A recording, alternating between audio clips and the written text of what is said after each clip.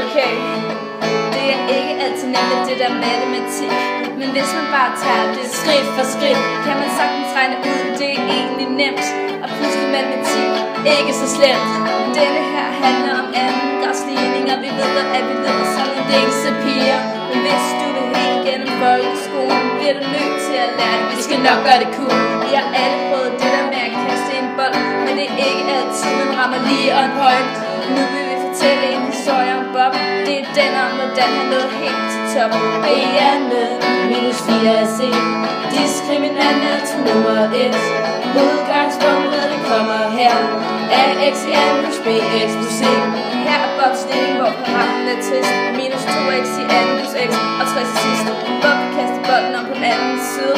Han finder længden D, den er 25. Nu vil vi lige ramse reglerne op.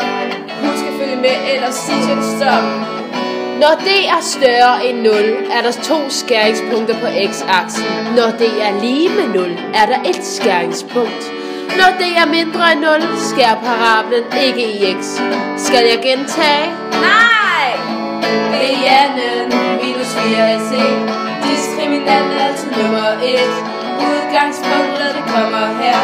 AX i N plus BX plus C. GeoGebra er et godt redskab til dig. Du skal bare skrive ligningen, og den giver alt præg.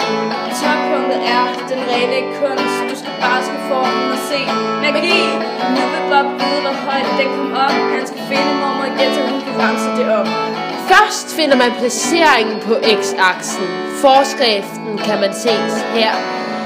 Minus 1 divideret med 2 gange minus 2. Husk parentes.